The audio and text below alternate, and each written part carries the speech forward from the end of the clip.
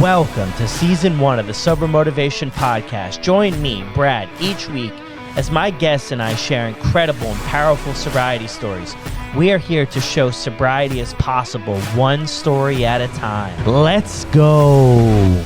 For most of her life, Megan felt something was missing. She refers to this as a black hole. Megan felt so hopeless and so alone, struggling with alcohol. She felt that she was the only one. Find out how Megan was able to get sober, regain hope, and discover her purpose in life. On December 26, 2020, Megan got a gift that keeps on giving. We need to talk about alcohol recovery in the workplace. Talking about sobriety and proving it to your employer can be so difficult, and our friends at SoberLink want to help. If you need a reliable way to present documented proof of sobriety to a boss or loved one, SoberLink can help. SoberLink is a high-tech portable breathalyzer system that uses facial recognition technology to verify identity, has unique sensors to ensure that no other air sources are being used, and sends results directly to your specified contacts, so there's no questioning whether or not you took the test or whether or not you altered the reporting. This is why SoberLink's remote alcohol monitoring system is considered the gold standard. Being in recovery from alcohol does not define the future of your career. Let SoberLink help. Learn more about SoberLink and request an exclusive $50 off promo code by visiting soberlink.com/recover. Welcome back, everyone, to episode 2 of the Sober Motivation Podcast. So happy to have my good friend Megan from sobahsistahs with us here today. Megan, how are you? Hey, Brad, I'm doing great. How about you? I'm doing well myself. Before we get started, I just wanted to say thank you and let you know how grateful I am that you take the time out of your day to join us here on episode 2 of the podcast. What do you say we jump right in? All right. Oh, gosh, where do I begin? It's been a crazy last couple of years for sure. You know, I feel like I've had an addictive personality my whole life. I've always had, I don't know if anyone can relate to this. I've always had this black hole in me. And I don't know where it came from. I really did have a great childhood. I have wonderful parents. I'm close with my sister and brother, but somehow I have this, this black hole, and I spent years in my early years trying to fill this hole with things like shopping, toxic, super unhealthy relationships, even gambling. When I was like 18 years old, I was totally hooked on gambling, spending every penny I made waitressing to try to chase that high and to fill some void. And then fast forward years down the road, and that I ended up using alcohol to try to fill that void. And it did not go too well. Hence, I guess why I'm here today.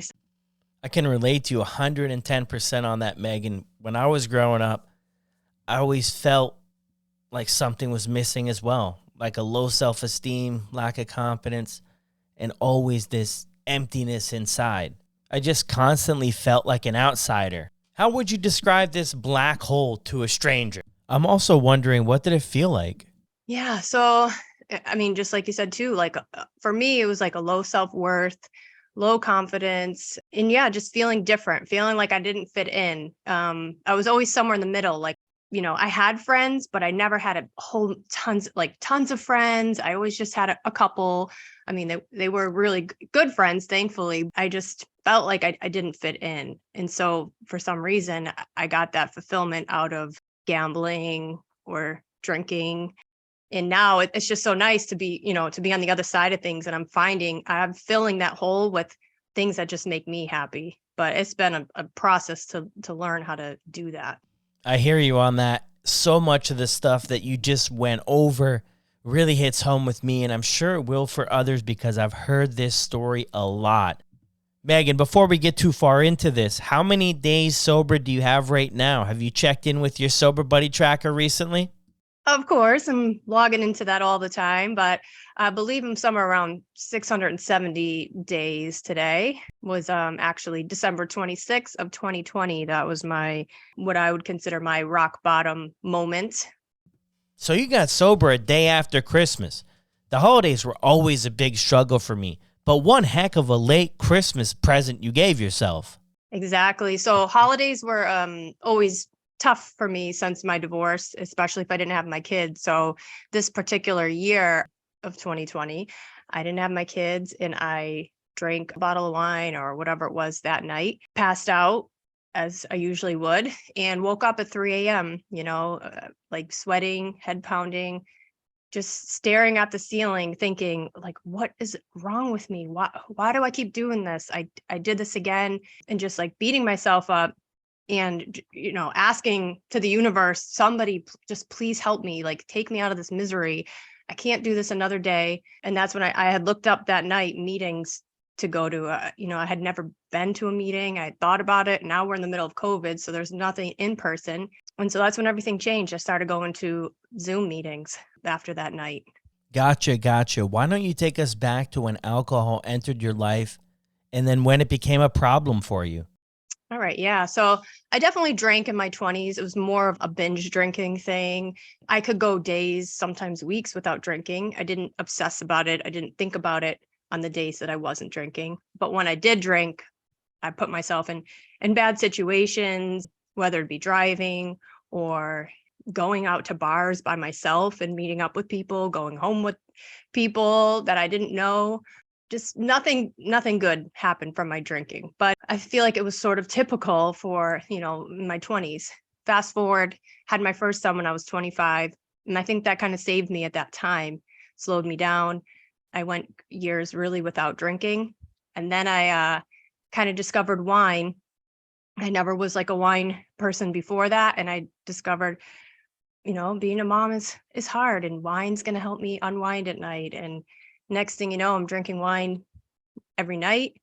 And then I needed it. I thought I could say like, all right, I'm not going to drink for another week. And I couldn't get past a few days. Then in 2017, I got divorced out of nowhere. It was, one of the worst times of my life. And I really turned to alcohol to help me cope with my divorce, with my feelings of guilt for my kids, that I was going to mess my kids up forever. And I spent probably like at least 3 to 4 years in that cycle of drinking every single night that I wasn't working. I work overnights in a hospital in an emergency room. So those were 3 nights that I knew I wouldn't drink. But all the other nights, I definitely was drinking. I was working my whole life schedule, my kids, everything around my drinking. I was really good at trying to keep all my priorities, my job, my kids, work my drinking around that. So on the outside, people probably didn't realize what I was, really going through. Did anybody around you notice that this was becoming more and more of a problem, or did anyone say anything to you about it? Maybe like one of my best friends, because I would open up to her and be like, I really need to stop. Like, this is a problem. But honestly, I had reached out to my mom at one point, and my mom and I are pretty close. And I told her, like, I think I have a problem, Mom. Like, I can't stop. I'm totally depressed. I'm hopeless. I feel I should have so many reasons to feel happy in life, and I'm miserable every day. I take the kids to school. I come back. I get back into bed. I go pick them up, get back into bed. And so I had reached out to my mom, and she sort of blew me off. And now she feels bad, like looking back, like, I'm sorry, I truly didn't know, because I said, like, I think I need to go to rehab. I need to go somewhere and to break this, to get me out of here, to get me out of this spot. I can't do this on my own. And yeah, my mom sort of just, I don't know if she didn't, as a parent, we don't want to know our child's hurting or anything like that, or if she just didn't realize how bad it was.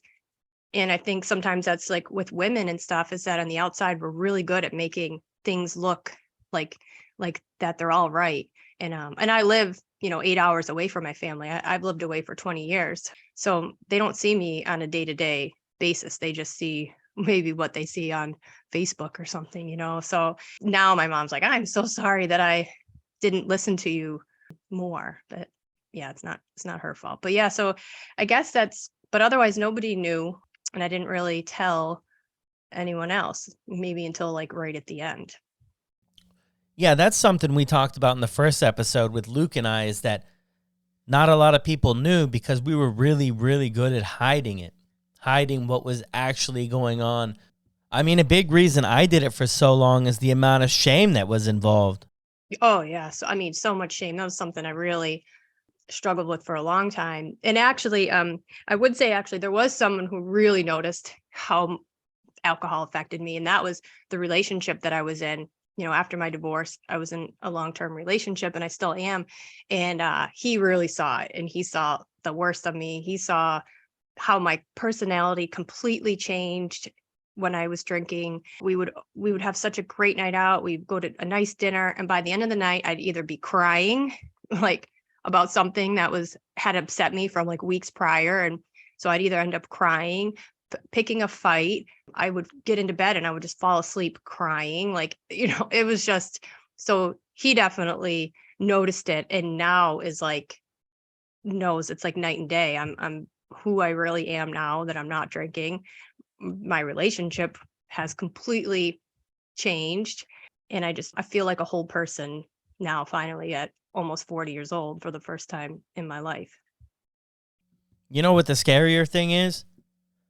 Some people never find that their entire life. I was just wondering too, though, is there any specific moments or things that happened where you were like, enough is enough? Or was it an accumulation of things over time, a certain way you felt?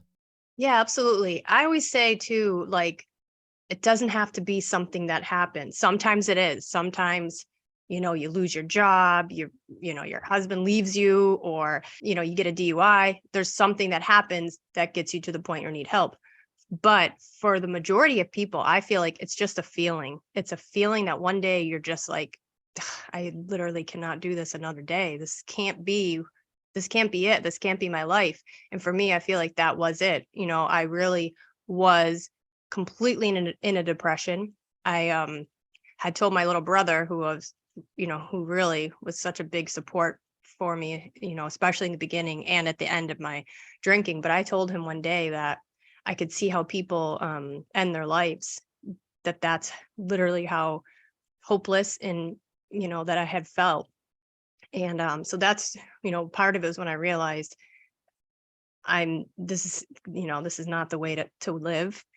So I would say that. I would also say I noticed like my moods. I thought for sure I had some diagnosis of a mental disorder, because my moods were all over the place. I would have like really high days, and then I would be really low.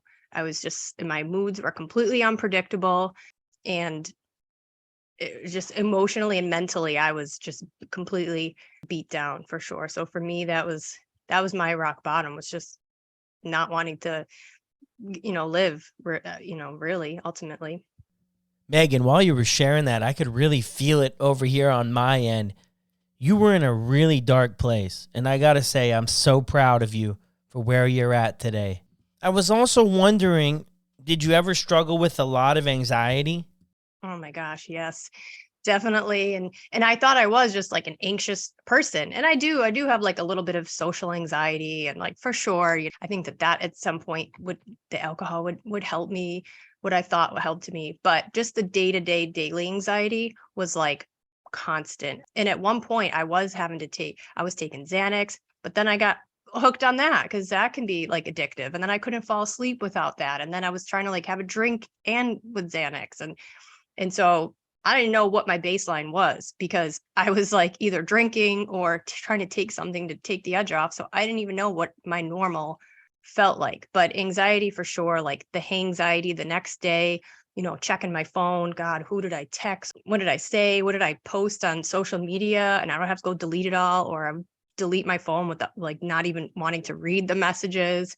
Yeah, I really was like the queen of blackouts. It just made me think of that. I would have full blown conversations with friends, family for hours, sometimes at night when I was drinking, and literally not remember it.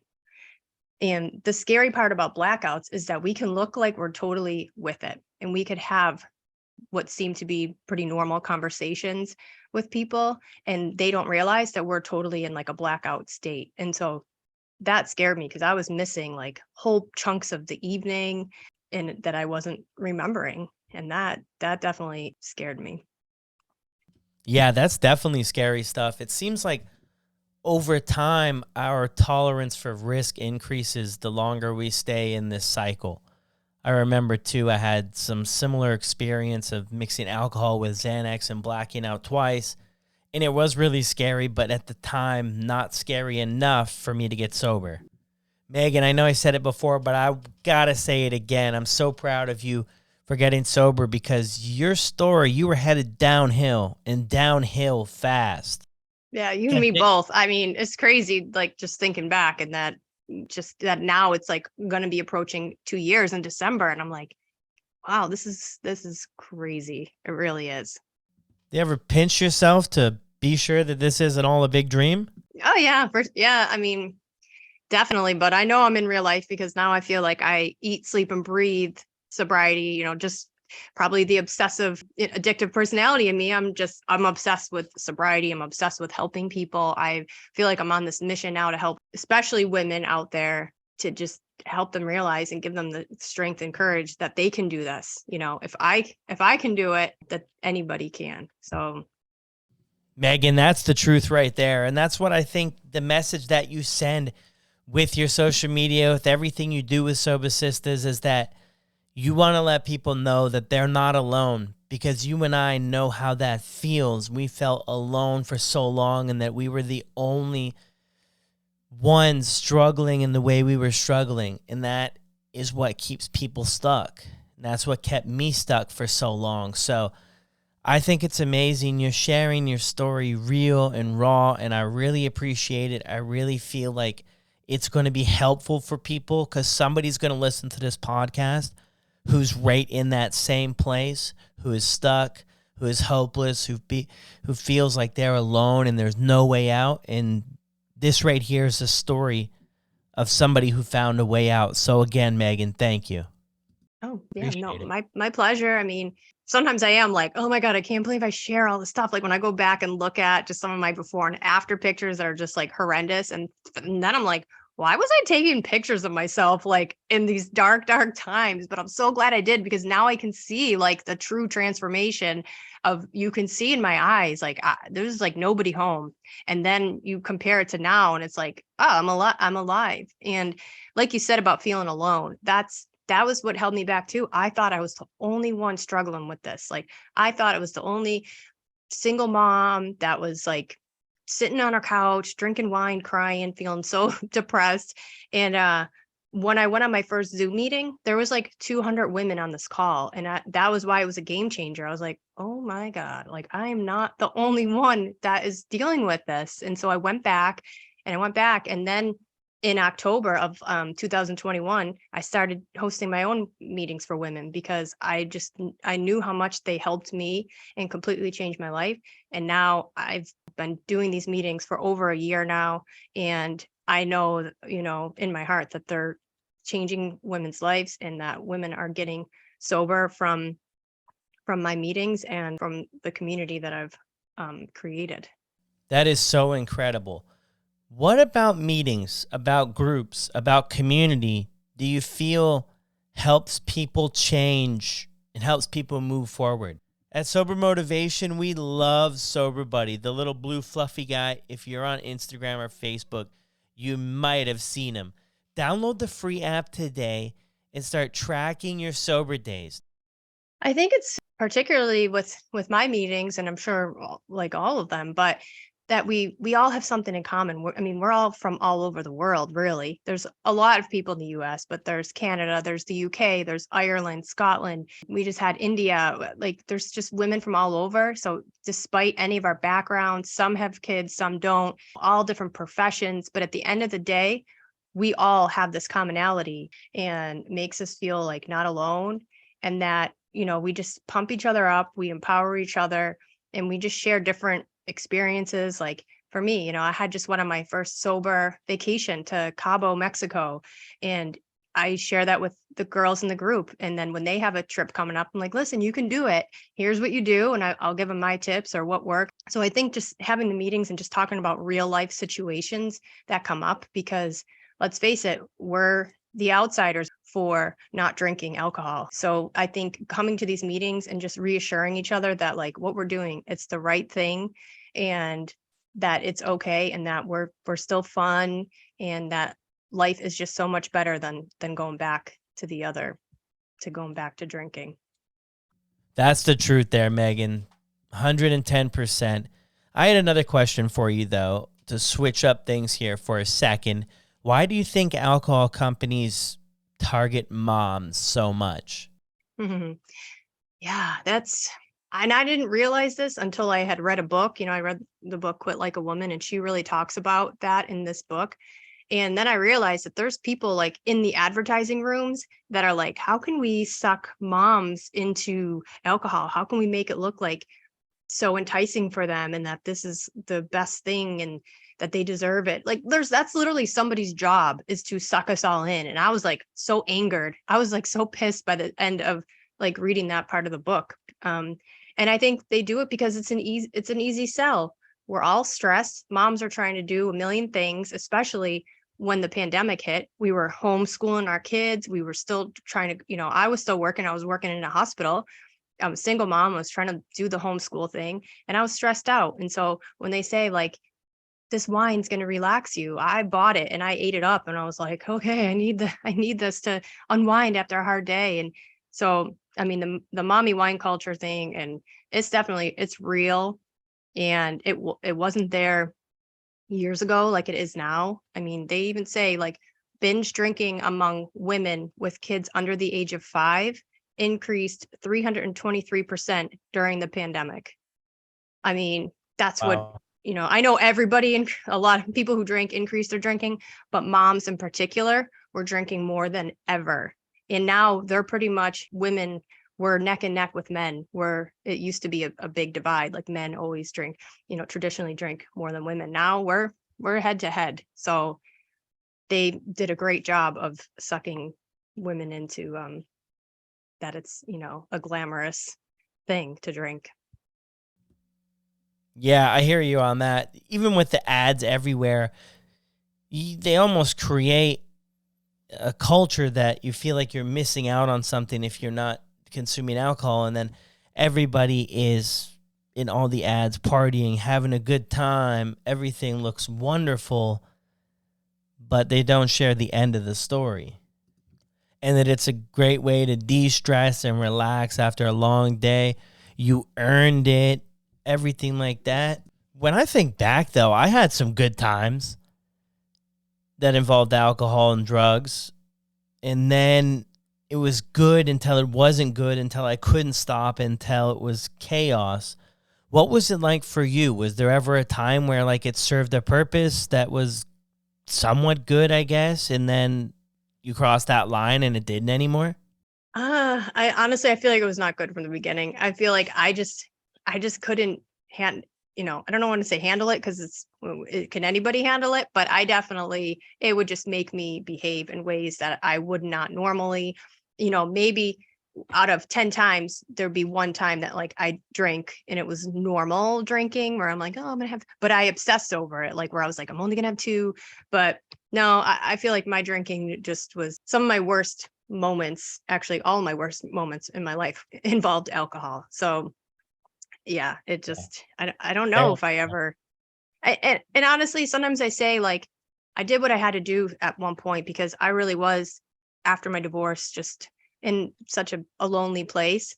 And wine turned into my companion. It turned into my friend. I didn't have anybody else at the time. So that was my thing. I'd get sushi, a bottle of wine when the kids went to bed, and I would sit there. And then that was my go-to for a while. So it wasn't really helping me, but at the time, I thought it was. Yeah, it's just that one thing that we can always count on, that we know is going to be there 100% of the time. But I feel like it just comes with so much downside. But it takes us a little while to see through that. But I mean, I can also relate with you that it definitely played its role, drugs and alcohol, in my life, and got me through dark times and took me out of reality when I needed it maybe most. Did you view alcohol as always being a problem in your life, or was there a certain age where you were like, yeah, this is definitely a problem? I know, that's honestly, it probably wasn't until I was like 37. And it wasn't until I started reading books on, other people's stories, listening to podcasts, getting on following certain Instagram accounts before I had mine. I didn't like in my younger years, I knew it wasn't good. I knew it definitely, put me in bad situations, but I was never like, I have a problem. Like, I thought that I didn't realize there's a whole spectrum of problems or a whole spectrum of drinking problems. And it really wasn't until I learned I actually had gotten a new therapist, and she had mentioned possible me going on medication, which I had already done 100 days on my own. And she mentioned going on naltrexone, which I immediately had shot down. I was like, I'm not that bad. But I went to the website, I researched it, and I learned about alcohol use disorder, which I had never heard that term. I just heard of an alcoholic or a normal drinker. I didn't know that there was this other term that's sort of like a newer term. And when I learned that, and I said, that's what I have, that is me. Like, then I realized at least I could explain, what was going on with me. You said one thing there that really stood out to me: understanding. I think it's so important just to get that understanding of exactly what is going on with like your own personal situation that can maybe help you get started. I know for me, having a better understanding of what was going on helped me make better decisions moving forward in the beginning. Once you know, you know. Is that something people say? Yeah, it's once you can't unknow it. I always say that too. And I did read that somewhere. Once you know it and you put this information in your head and you're learning about what alcohol really is, you can't unknow it. You won't even enjoy drinking really anymore because it's, like it's a total toxic poison. It's ethanol. It's the same thing they use to fuel rockets with. Like when you start thinking about it, like the poison it changes it all. And they say too, like curiosity is one of the most important factors, like in the beginning to starting your journey, getting curious about it. What is it? Why is it doing this to me? And learning. And from there, I feel like it'll get better. That's kind of where I started. I started with learning about it, reading the books, listening to podcasts, and then the meetings. I took a sobriety course online. There was a lot of things, medication. I did end up taking medication for a while. That was helpful for me. And so it's been a process, and sometimes people ask me like, well, how did you do it? What do I do? Where do I, and I'm like, okay, I usually will say, start reading, start learning.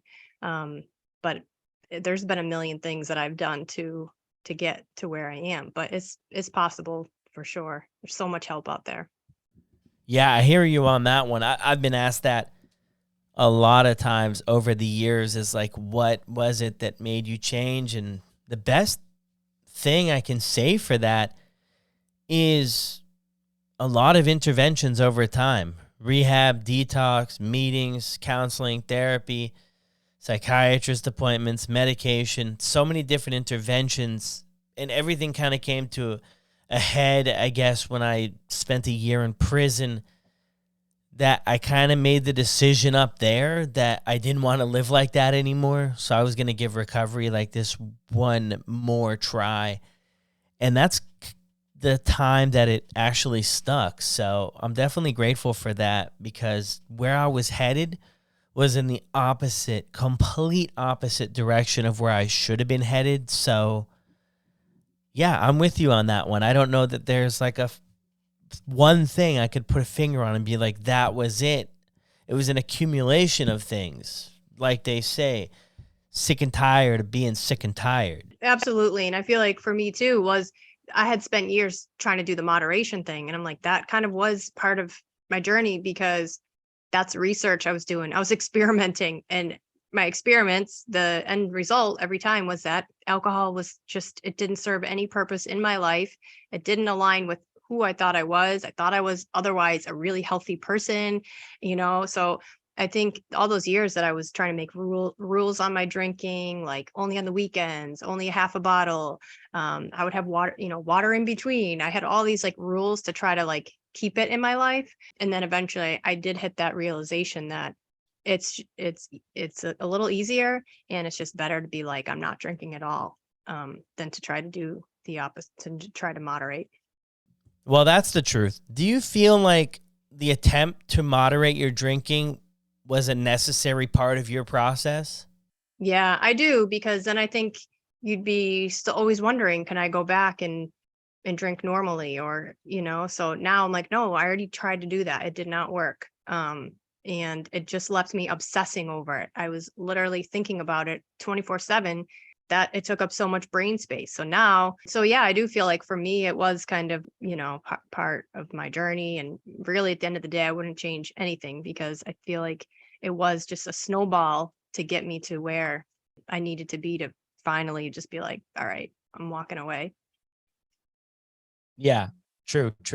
Yeah, I feel like sometimes we have to it has to get hard. Like it has to get tough. And for me, and it sounds like for you too, not for everybody, it's obviously isn't a requirement for sobriety that things have to get hard like this. But for me, I kind of my back had to be up against the wall for me to make a decision to try something, to do something different. But I mean, I tried the moderation too, and with alcohol, with drugs, like I tried so hard just to keep everything around.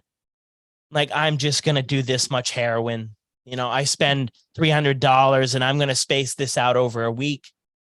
And I look at my stash a couple days later, and we're not going to last the whole week here. We're running short already, and we've got no more money.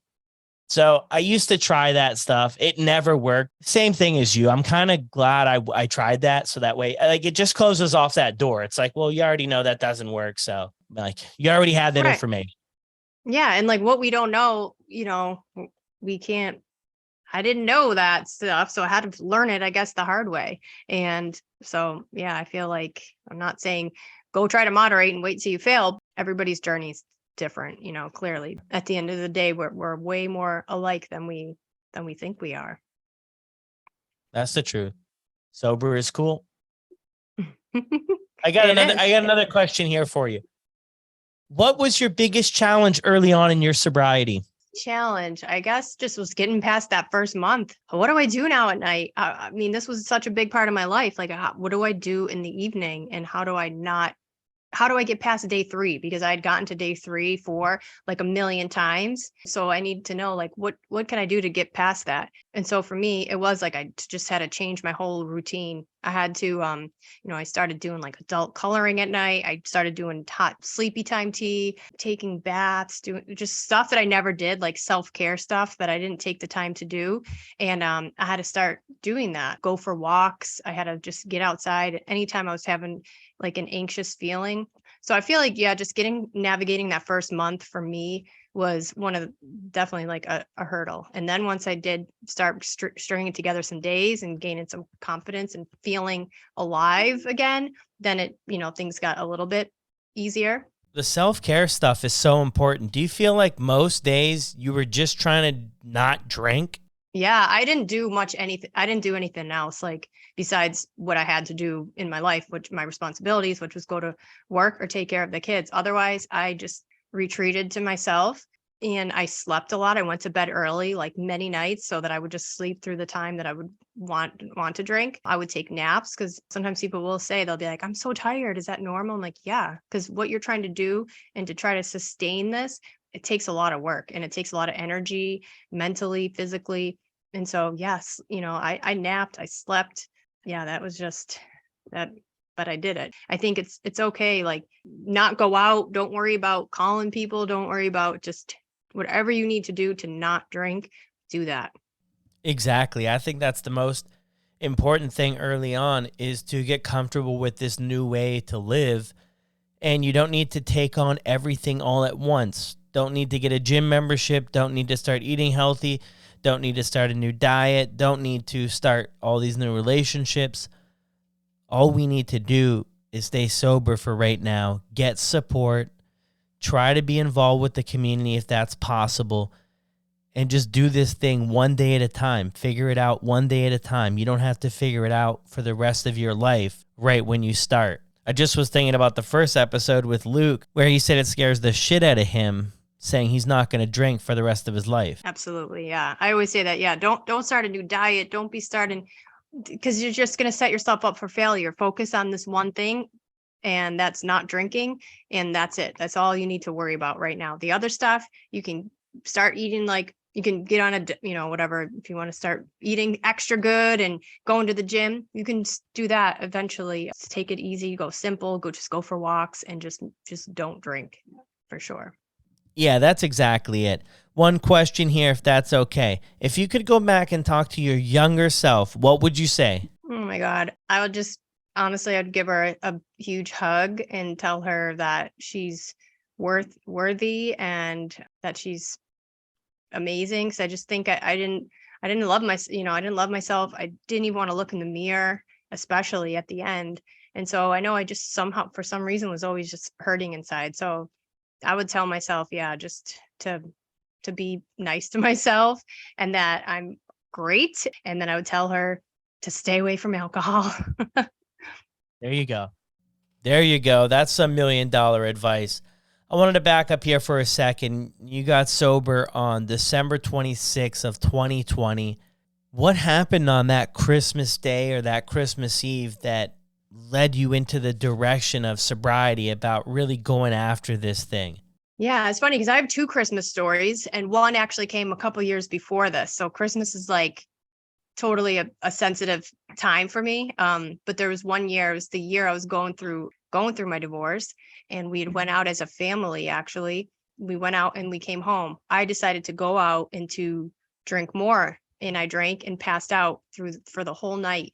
And I woke up to somewhere else, and I woke up to my phone with all these missed calls, like, where are you? It's Christmas morning. So I was like driving home as fast as I could. Probably shouldn't have been driving. And I did make it home in time, but barely. And I didn't get to do the presents. And I was there for them to open it, but I was so hungover that I didn't even, participate. Or I had like one eye open, was, my kids were 2 and 7 at the time. And I beat myself up for that for years. So then ironically, fast forward a few years later, 2020, December 26th, that was the night, I drank. I was alone. So I don't have family around here. So I was alone on the holidays, didn't have my kids. And I drank that night by myself, which was pretty typical. I love drinking by myself. And I woke up in the middle of the night after I passed out. And that's when I just was like, please help me. I really was like calling out, and I was crying. And actually that night is the night when I had looked up the meetings to go to. Finally, I had joined like an online group, but I never went to the meeting. So I looked up to find what a meeting was. And then at the time, I also found a scholarship I won to a sobriety course with the Luckiest Club, which the book We Are the Luckiest, I feel like, changed my life. I even got to meet the author. So I won the scholarship that night. I found the email and I was like, oh my God. So now I'm crying happy tears because I just felt hope. And honestly, and that's why I feel like I want to give that same feeling to people. So I try to give that feeling of hope that, hey, I care and I'm going to help you to get sober, and then I totally understand you. That was that night, Christmas. So now I'm like, every year Christmas definitely brings, it's like a special time for me because I know where I came from. That year, you got the gift that keeps on giving. You also said in there that you enjoyed drinking alone. Was that just so nobody had any rules for you? Yeah. See, I always think about that too. Like if I lived with someone, like I don't have another adult, so I had nobody checking on me being like, that's your 4th glass of wine, or you look like you're blacked out, or whatever it was. I had no one to judge me, nothing. And so yeah, like I really just, at the end, I lived on my couch. That was my spot. I had like my whole spot in the corner. I had this little thing that I put my like wine in. And at the end, I just didn't even really care to be going out and socializing with people, because if I did, then people would see me act a fool. Like I would, one of the last times I went out on my birthday with friends, and I definitely had drank too much. So then I was like, I'm just going to stay home, and then I don't have to worry about drinking and driving. I'm just going to drink at home. So yeah, drinking at home, definitely alone was my go-to. Yeah, I hear that story a lot, though. It starts out as a party, and then you end up alone in the end by yourself, by Alone. ourselves. Yeah, Alone. exactly. Yep. Yeah.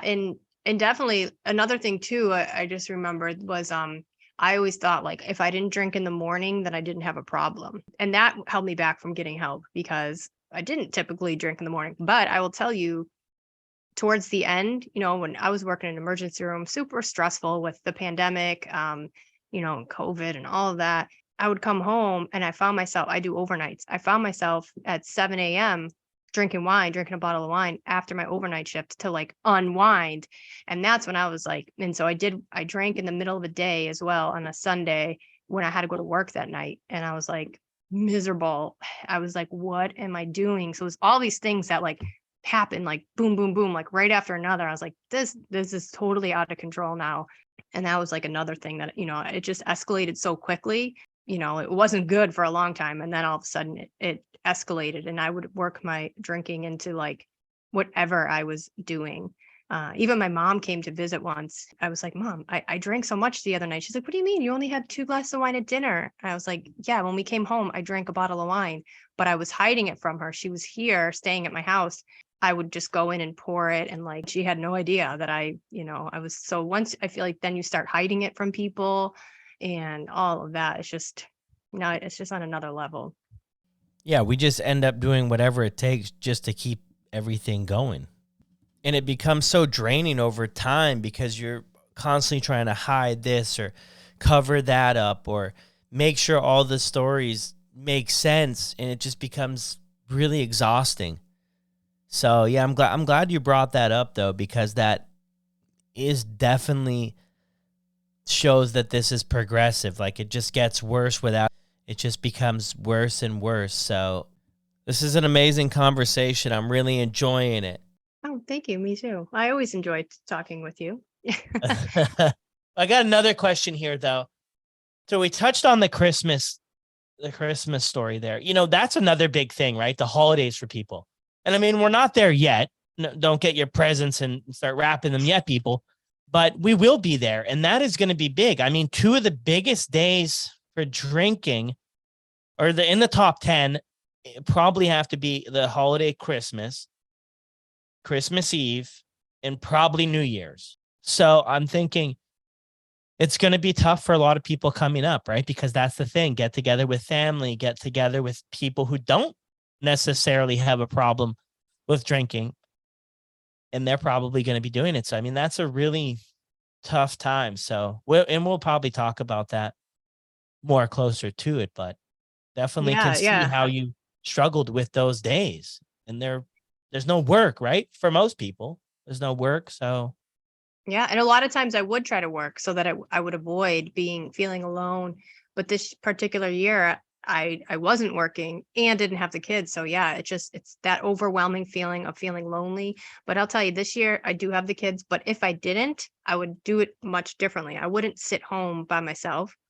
I would go do something, I would I know not much is open on Christmas, but I would find something to do. And even if it wasn't with other people, I don't want to sit home. I mean, it's okay to sit home. Don't get me wrong, but I feel like I would definitely be doing something different. And so I think, I'll probably honestly host a meeting that night or something like that. I do that a lot, especially if I have nothing to do and I'm feeling a little alone. I'll just tell the girls in the group, hey, does anyone want to get on a meeting?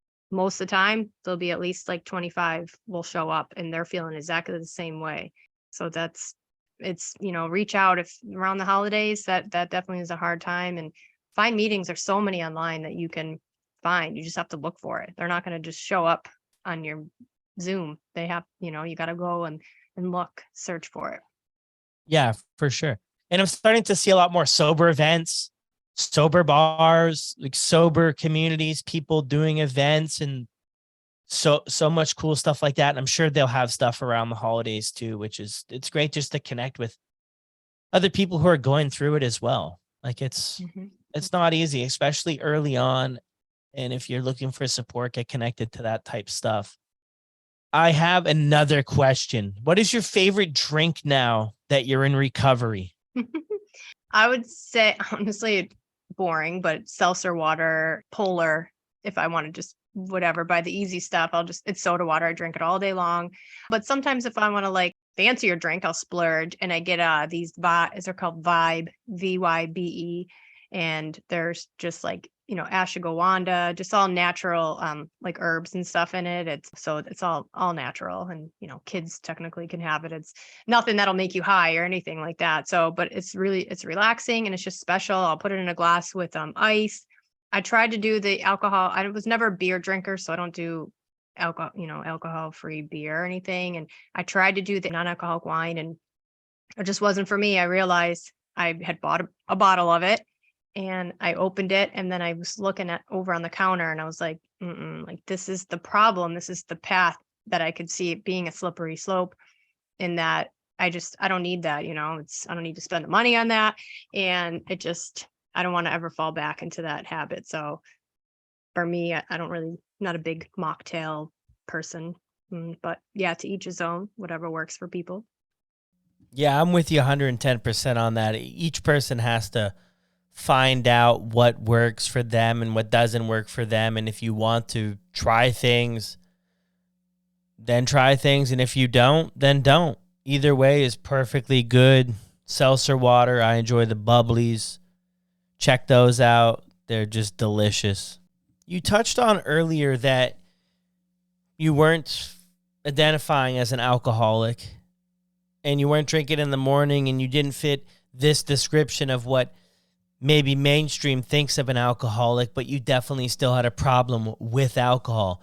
Do you believe that there are people, or a lot of people, or a few people that are stuck in that same place where they might not fit this picture of what they imagine an alcoholic is, or somebody who has a problem with drinking alcohol, but they could still benefit from not drinking alcohol at all? Oh my God. Yeah. Honestly, I think it's the majority, like, of people, that they fall into this middle category, this middle, they call like gray area drinking, that they fall in this like middle category where it's not like super obvious. But honestly, my advice would be is to follow your gut. If your gut and your intuition's saying like, this is not good, like I need to stop, then that's it. That's all you need to know. It doesn't matter if anyone agrees with you, because people will try to talk you out of it. It happens like that. You'll tell a friend, hey, I think my drinking's a problem. Oh, you're fine. Everybody's doing it. That conversation happens all the time. I talk to people all the time. And so trust your gut. Yeah, I can relate to that. Everybody's doing it. Yes, the gray area drinking. My buddy Sober Dave over in the UK talks about this a lot, about it's not full throttle all the way alcoholism, that there's an area maybe before that people could identify with. And a lot of people are calling it gray area drinking. So it's an interesting idea. If somebody's listening to this podcast that's struggling to get sober or stay sober, what's one or two pieces of advice that you would give them? I would say to reach out, find connection. We always hear connection's the opposite of addiction. Honestly, it truly is. If it wasn't for my group, the meetings that I go to, I don't think I would still be sitting here today. It was a game changer for me. So even if you're just thinking about it, still go to a meeting, because most likely you're going to hear something that sounds just like you. You're going to see yourself in somebody else. And I think for sure that would be where I would start. And also I would say, like, you're not alone. There's nothing wrong with you. I thought there was something wrong with me. I thought I was broken. I thought I was weak, but you're not. And then, yeah, that's what I would say. Thank you so much for that, Megan. I can feel it over here. That's true experience speaking right there. A lot of that stuff you shared, you did early on in your journey. Why don't you take a few minutes here and explain to us everything super cool that you're doing over at Sobahsistahs on Instagram? Yeah, sure. I say the Soba Sisters, it's a movement. We meet every Wednesday on Zoom at 3 p.m. and 8 p.m. Eastern time, but we meet more times than that too. That's just the standard meetings. I'm always adding meetings in. We have a group chat that has, 150 women on it, that there's always somebody there that can help you, that will listen, that will I always hear stories like, I almost drank this weekend, but I reached out to the group and they talked me out of it. And I'm so glad I didn't. And so yeah, I'd say that. And then just Instagram. I love Instagram. Starting my page again, I think saved me, just talking about it's like my diary. I mean, you guys hear everything about what I've gone through and how I've got to where I'm at today. So go follow me there, say hi. I try to write back to everybody. Come to a meeting. What's the Instagram account called again, Megan? Sobahsistahs. I'm in Boston, so Sobah, wicked Sobah. That's kind of how people talk here. So it's SOBAH sisters. Love that. Incredible. Yeah, what you do over there is just amazing. The community is just wonderful. Everybody working together to support each other. It's just a beautiful thing that happens a lot on Instagram. Who would have thought, honestly? But it's time to wrap it up, Megan, and I appreciate you taking this time to meet with us today at Sober Motivation on the podcast, sharing your beautiful story. Well, thank you, Brad. I appreciate you asking me. I'm honored to be the second guest on the Sober Motivation podcast. Thank you so much for everybody who checked out episode 2.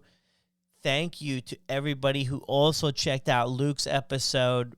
Both of them were incredible. Hope you love it. I'm hoping through this sharing these stories of people who have overcome and people who are in sobriety that it's going to start helping other people see what's possible for them. That's the whole message behind the Sober Motivation Network, is that we share stories to help others connect with them so that they can see what's possible for them. Until next time, thank you again.